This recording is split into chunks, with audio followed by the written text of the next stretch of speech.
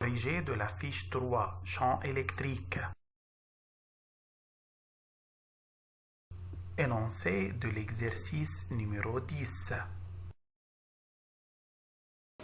Maintenant, je vais corriger la fiche numéro 3 dans le chapitre champ électrique. Je vais commencer par le numéro 10. Dans cet exercice, qu'est-ce qu'on a? Au sommet ABC d'un carré ABCD, on place des charges ponctuelles Q moins 3Q 2Q. La charge Q égale à quoi? À 10 microcoulombes.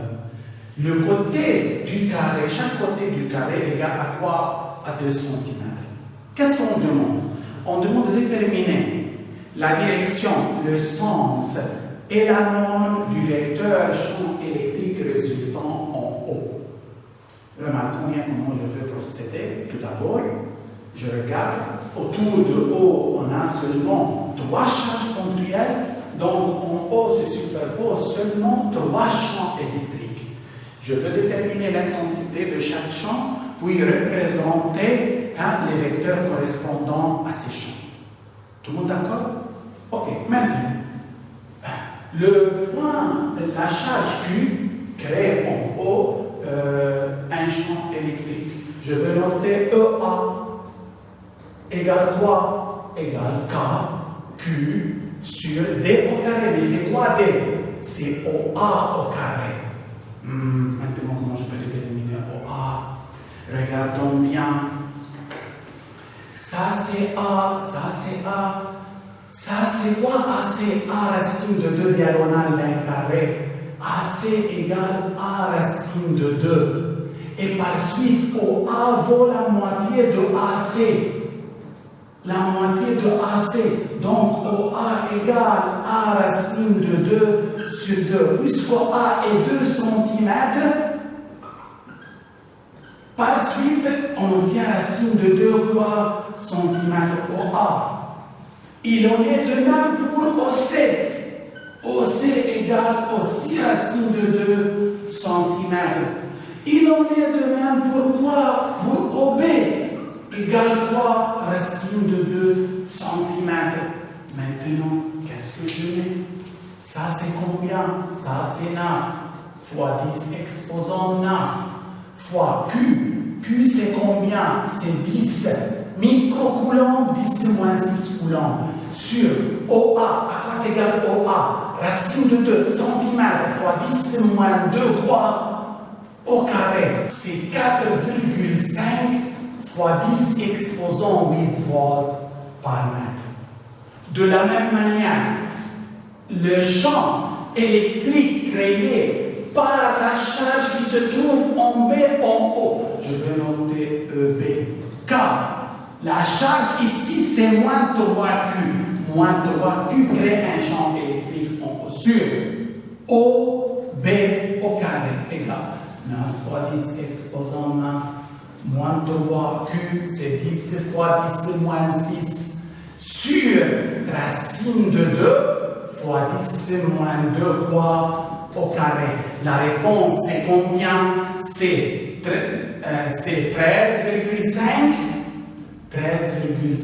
fois 10 exposant 8 volts par mètre.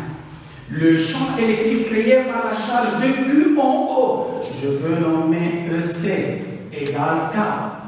La charge ici c'est de Q sur OC quoi? Au carré. C'est 9 fois 10 exposant 9 fois 2. Q c'est combien? 10 micro.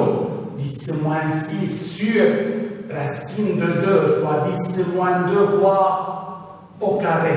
Quelle est la réponse dans ce cas? Ça c'est 9 fois 10 exposant 8 volts par mètre. Maintenant, j'ai déterminé les intensités des différents champs créés par les différentes charges autour de O. Maintenant, je vais représenter les vecteurs champs correspondants. La charge Q en A est positive, donc il crée en haut le champ EA. Comment? Toujours la charge positive crée un champ quoi? Répulsif qui s'éloigne de lui. Et de valeur combien? Ça c'est EA. Maintenant,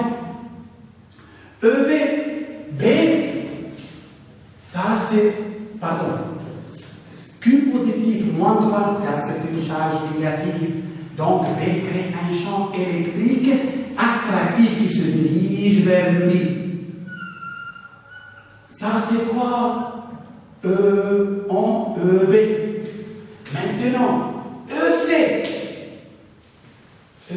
la charge en C est positive. Donc, il crée un champ repulsif, mais à partir de O à une valeur. Pardon. Ça, c'est la valeur de 3 de EC. Maintenant, je veux dessiner ça plus petite. Ça, c'est EA. Remarquons bien, 3 vecteurs champs électriques se superposent en O. Maintenant, le champ électrique résultant en O, c'est E égale la somme vectorielle des champs superposés en O. EA plus EB plus quoi plus EC. Maintenant, comment je peux déterminer le vecteur champ résultant de la somme de 3 vecteurs? On a ça, c'est EA, EB, EC. Remarquons, je constate que EA et EC sont deux vecteurs collinéaires de sens contraire. Donc, le résultant est dirigé dans le sens du vecteur le plus grand. Maintenant, qu'est-ce que je fais? Je prends à part EA plus EC, EA plus EC, et je considère que le résultant, c'est EAC. Comment je peux déterminer maintenant EAC? EAC, comme on a dit, est dirigé selon le vecteur qui a l'intensité le plus grand, c'est-à-dire c'est dirigé vers EC. Mais quelle est sa norme? Remarquons bien, puisque ces deux vecteurs sont opposés, le résultant a une intensité égale à la différence des intensités entre EA et quoi? Et EC égale. EA c'est combien? C'est 4,5 fois 10 moins 1 fois 10 exposant 8. Moins en valeur absolue. EC 9 fois 10 exposant 8. La réponse c'est 4,5 fois 10 exposant 8 quoi? Volts par mètre. Donc, si je veux représenter ce vecteur est dirigé dans ce sens. Ok, ça c'est le vecteur quoi? EAC, qui est la résultante seulement de ces deux vecteurs. Maintenant, je veux remplacer la somme de ces deux vecteurs par quoi? Par EAC. Que devient le vecteur champ résultant E égale EAC plus EB. Donc, j'ai remplacé ces deux vecteurs par ce vecteur qui est la résultante. Maintenant, la somme de ces trois vecteurs se réduit à la somme de ces deux vecteurs seulement. Remarquons, le vecteur résultant de ces trois vecteurs se réduit à la somme, à la résultante des vecteurs EB et EAC. Maintenant, comment je représente le vecteur résultant? Je complète le rectangle sur EB et EAC. La diagonale de ce rectangle représente qui? Représente le vecteur E. Ça, c'est le vecteur résultant de ces trois vecteurs. Maintenant, comment je peux déterminer E? Puisque ça, c'est 90 degrés. Ici, on a aussi 90 degrés. C'est un triangle rectangle. Je peux utiliser Pythagore. Mais à quoi égale EB? La longueur de ce segment, c'est 13,5 fois 10 exposant 8 volts par mètre. À quoi égale la longueur de ce segment? Égale à EAC, qui est combien? 4,5 fois 10 exposant 8 Maintenant, je peux déterminer E en faisant ça au carré plus ça au carré en utilisant Pythagore. Maintenant, à droite égale E au carré égale EAC au carré plus EB quoi au carré. C'est-à-dire, c'est 4,5 fois 10 exposant 8 au carré plus EB, c'est 13,5 fois 10 exposant 8 fois au carré. Maintenant, E égale quoi? La racine de ce nombre. Donc, c'est combien? C'est 14,23 fois 10 exposant 8 volts par mètre. Ça, c'est l'intensité du vecteur champ résultant. Maintenant, on a déterminé la norme de la résultante. Maintenant, je vais déterminer sa direction. Comment je détermine sa direction?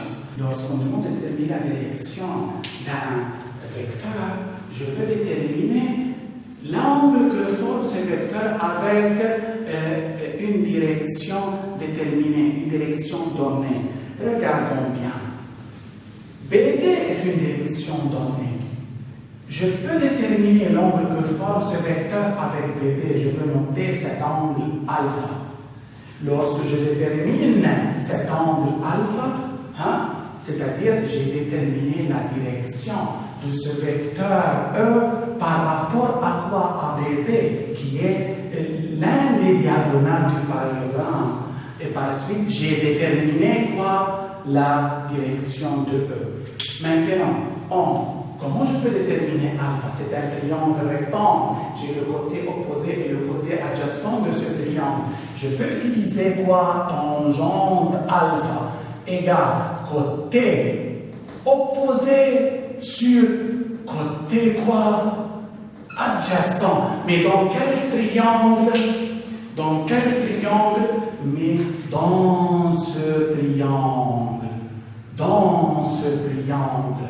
J'ai le côté opposé, j'ai le côté adjacent. Égal à combien le côté opposé? Regardons bien la figure. C'est 4,5 fois 10 exposant 8 sur. Côté adjacent, c'est 13,5 fois 10 exposant 8. La réponse, c'est un tiers. Quel est l'angle dans ce cas? Tel que tangente alpha égale 1 tiers. Alpha égale 18,4 quoi? Degrés. 18,4 degrés. Maintenant, quels sont les éléments de E? Son origine, c'est quoi? C'est O. Sa direction.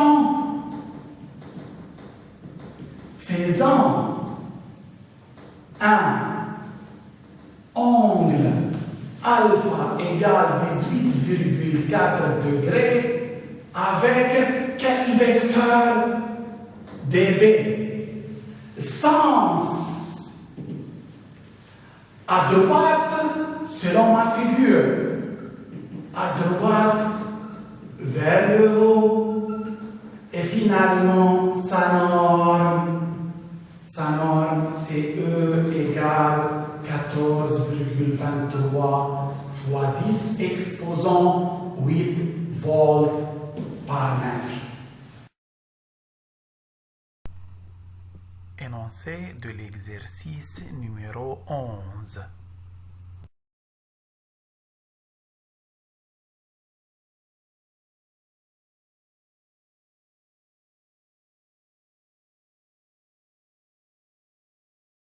Maintenant, dans le numéro 11, on a deux plaques planes formant un condensateur blanc séparé par une distance de 0,5 cm et soumise à une tension UMN égale 1,2 kV, c'est-à-dire 1200 volts.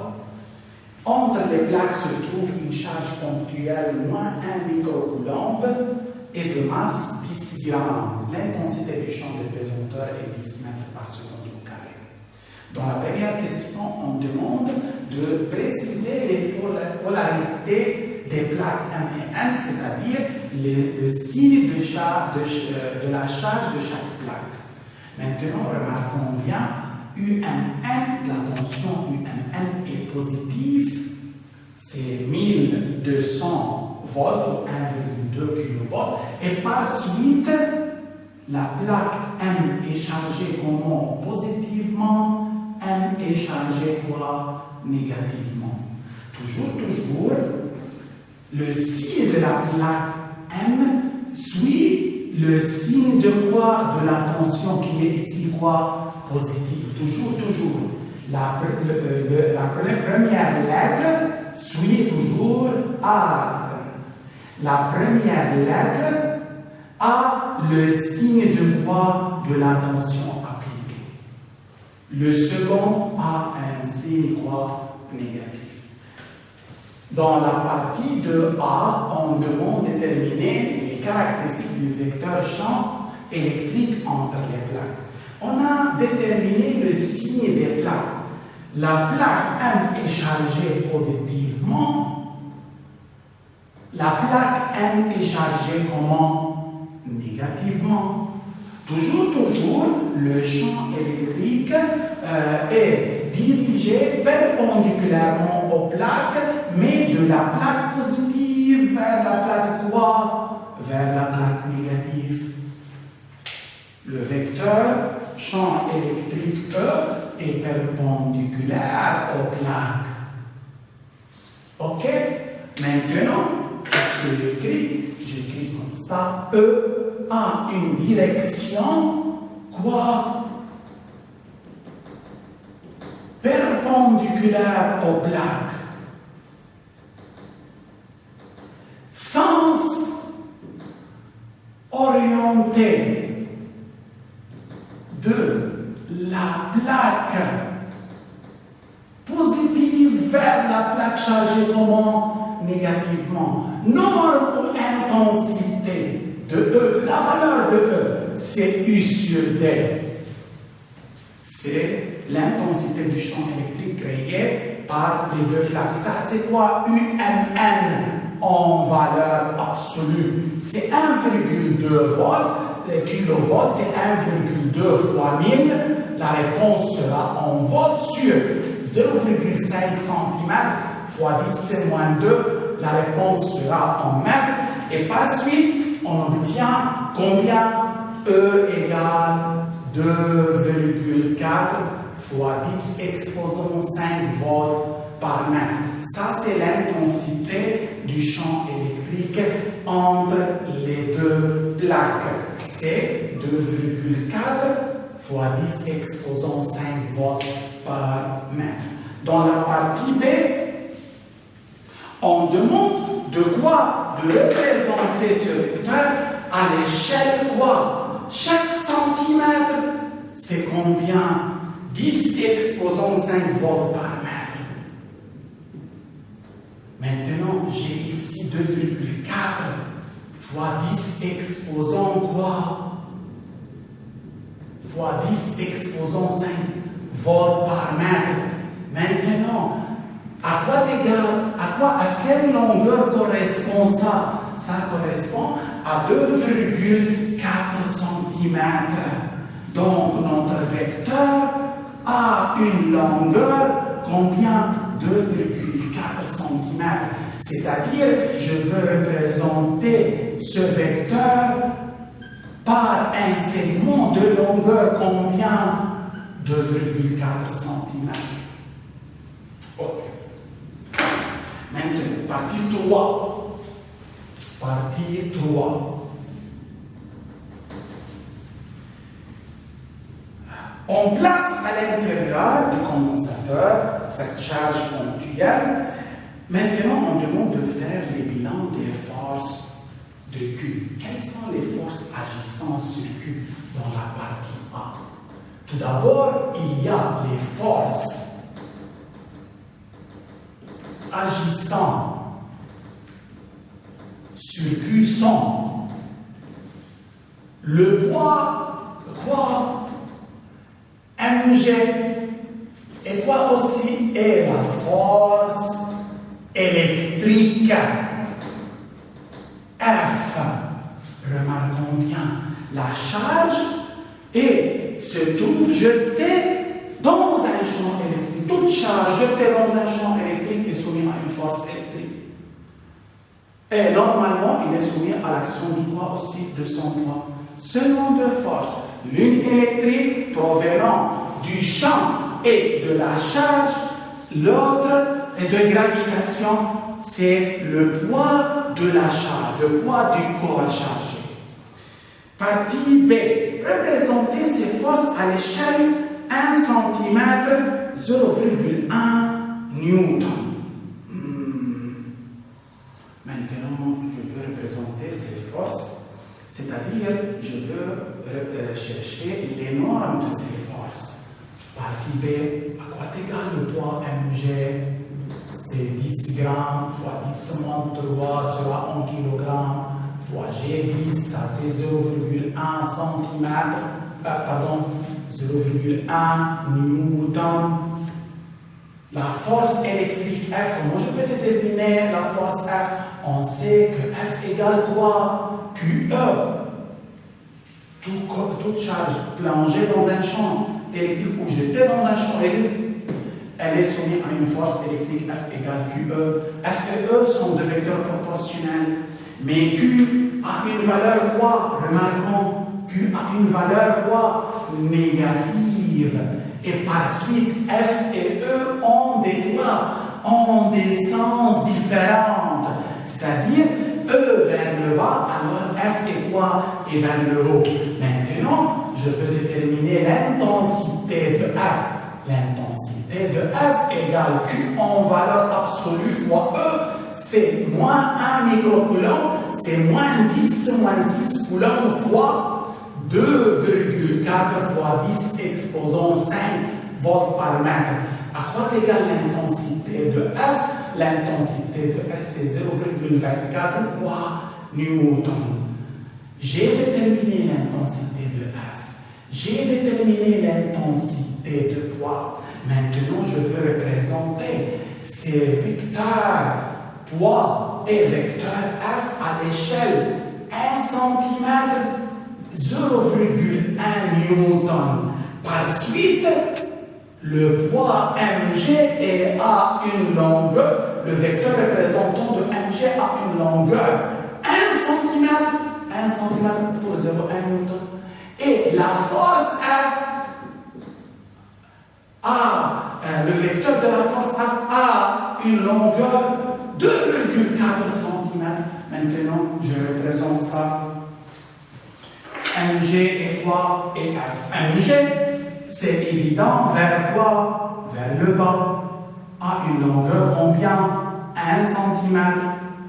Ça, c'est Mg, par exemple. Mg. La force F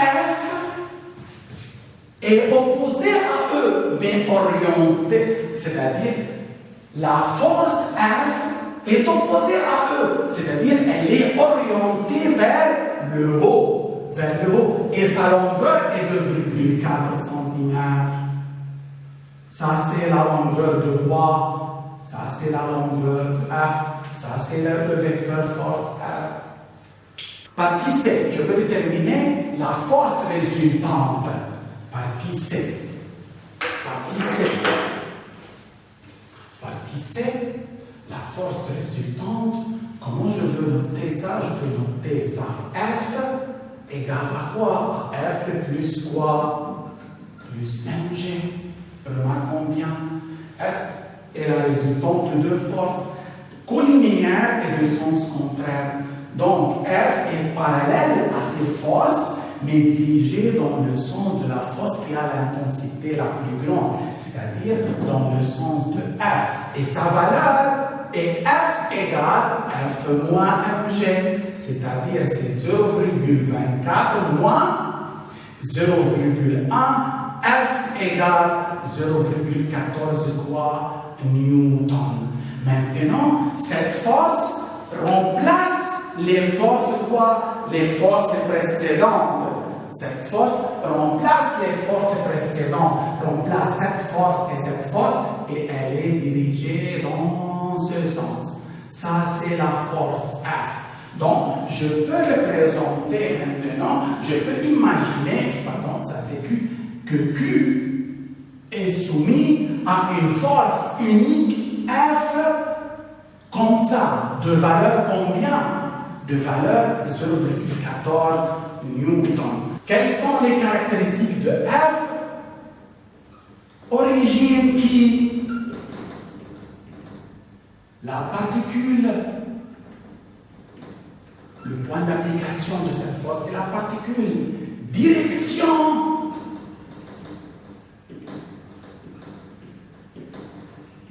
Verticale. Sens. Vers le haut.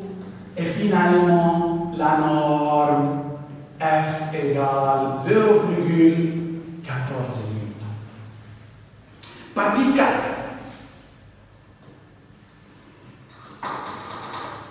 Partie 4. La charge Q est lâchée sans vitesse depuis la plaque N. Depuis la plaque N, je veux utiliser cette figure. Depuis la plaque N, la charge est lâchée sans vitesse. Précisez dans la question 1 la nature de la trajectoire de la charge. Puisque la charge est lâchée sans vitesse, elle décrit une trajectoire parallèle à la force agissante.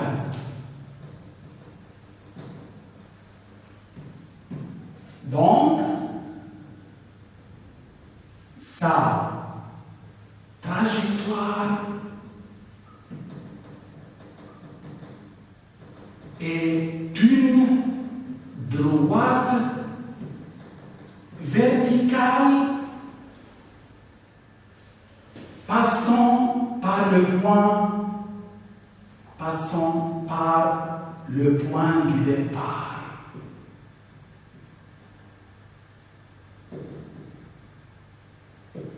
Remarquons bien, lorsque je lâche ce corps à partir de ce point, il est soumis à cette force toujours verticale ascendante, donc il décrit cette trajectoire dans ce sens. Remarquons bien, je vais expliquer plus. Remarquons. Lorsque je lâche ce corps sans vitesse, il tombe verticalement. Mais quelle est cette direction? C'est la direction du poids. Ce corps, lorsqu'il est lâché, il est soumis seulement à l'action de son poids. Alors, il se dirige dans la direction et le sens de ce poids. La trajectoire est alors quoi? Verticale. Tout le monde d'accord? Tout le monde d'accord? Maintenant, partie B. Déterminer en appliquant la deuxième loi de Newton l'accélération de la charge. Partie B. En appliquant la deuxième loi de Newton. Que dit cette deuxième loi de Newton? Sigma F égale quoi? Égale MA. M est la masse de la charge, A est le vecteur d'accélération. Alors, c'est quoi sigma F? C'est F plus mg égale MA. Mais à quoi égale F plus mg? C'est F. F égale MA. Alors, ce sont deux vecteurs proportionnels. Je peux écrire F égale MA. Alors, A égale quoi? F sur M. F c'est combien? F c'est 0,14 newton. Sur la masse c'est combien? 10 grammes. 10 fois 10 moins 3 kilogrammes égale à combien? Égale à 14 mètres par seconde au carré. Le vecteur accélération est dirigé, remarquons, cette écriture montre que F et A sont toujours de même sens. Maintenant, si je veux représenter ça, A pardon, par une autre couleur.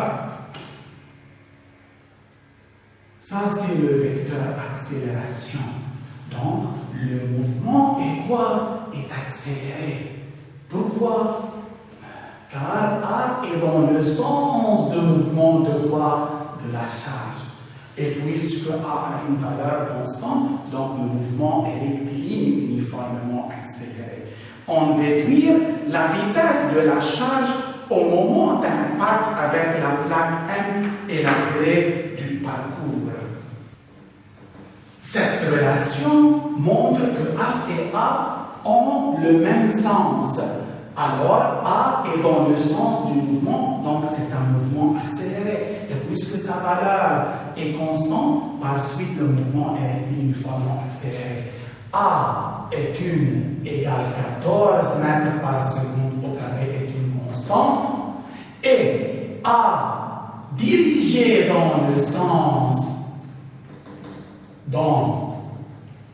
sens du mouvement, ces deux conditions conduisent à dire que le mouvement est rectiligne uniformément accéléré. Je peux utiliser maintenant les formules. Quelle formule? X égale n demi AT2 plus V0T plus X0, V égale AT plus V0, V carré moins V carré 0 égale 2A, X moins X0.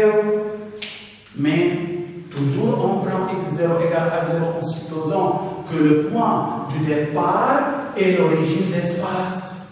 V0 son vitesse initiale, on suppose que la égale à 0 représente le point de lâchement de la charge V00, X00. C'est quoi X? X maintenant c'est la distance parcourue.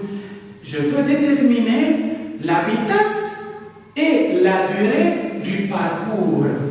La vitesse au moment d'impact, c'est-à-dire lorsque la particule ou la charge parcourt toute cette distance qui est égale à combien?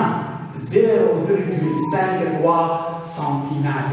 Maintenant, pour déterminer la vitesse, je vais utiliser ça. V carré, ça c'est la vitesse finale. Ça c'est la vitesse initiale égale 2A quoi? X. X est la distance parcourue. Par suite, V égale racine de AX. V égale racine 2 fois A, 14 fois X. X c'est quoi? C'est la distance parcourue, ça c'est 0,5 cm. Qu'est-ce que j'écris? Fois 0,5 fois 10 exposant moins 2. Je vais transformer le centimètre en mètre. La réponse c'est 0,49 mètres par seconde. La durée du parcours, j'utilise ça. X égale quoi? N demi AT2. X, c'est la distance parcourue. La durée du parcours entre les deux plaques, c'est correspondant à une distance de 0,5 cm. Et par suite, alors, T égale 2x sur A avec une racine carrée, racine 2 fois 0,5 cm fois 10 moins 2 divisé par 14. 0,0267 quoi seconde ou 26,7 quoi millisecondes. Maintenant, dans la partie 5, on place la charge Q à mi-distance entre les deux plaques horizontales. Déterminer la valeur de UMN qui réalise l'équilibre de la charge entre les plaques une fois lâchée sans vitesse. Maintenant, je tiens comme ça par exemple la charge Q. Lorsque je lâche, il doit être en quoi? En équilibre. Sous quelle tension entre UMN cette charge sera quoi? En équilibre. Remarquons bien, toujours, lorsque je lis le mot équilibre de la charge, c'est-à-dire la somme des forces agissant sur la charge égale quoi? Égale à 0. Quelles sont les forces agissant sur la charge? C'est son poids mg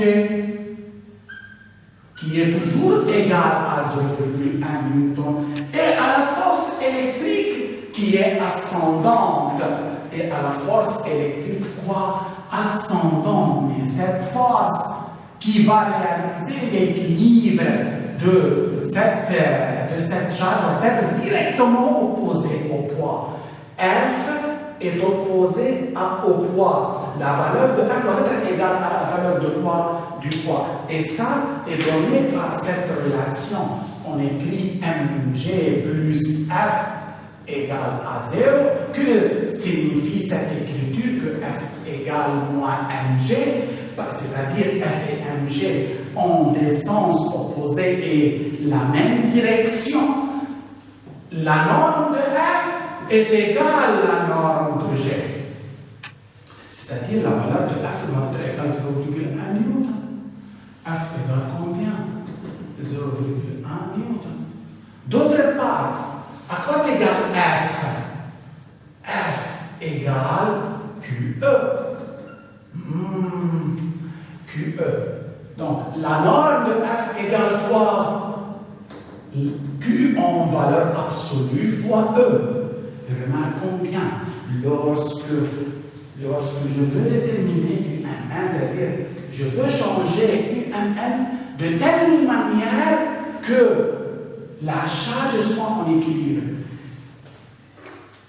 Le changement de UMN produit un changement de l'intensité E, U sur D, UMN sur D. J'ai des 0,5. Lorsque je change, UMN, E va changer. Donc, maintenant, l'intensité du champ électrique qui va réaliser l'équilibre de la charge a une valeur, F c'est combien? 0,1, Q c'est combien? Moins 1 microcoulomb fois 10 moins 6 coulombs. La réponse, c'est 10 exposant 5 volts par mètre. Ça, c'est la nouvelle intensité du champ électrique qui va réaliser l'équilibre de qui? L'équilibre de cette charge. C'est-à-dire, cette intensité va produire une force électrique égale à combien? 0,1 newton, directement opposé au poids. Maintenant, E, c'est 10 exposant 5 volts par mètre. D'autre part, E égale quoi? UMN sur D. Et par suite, UMN égale E fois D. UMN égale E, c'est 10 exposant 5 volts par mètre. D, c'est 0,5 cm fois 10 moins 2 mètres. UMN égale 5 fois 10 exposant 2 volts ou 503 volts. Donc, il faut réduire la tension à 500 volts pour, une fois lâché la charge Q, il demeure en équilibre.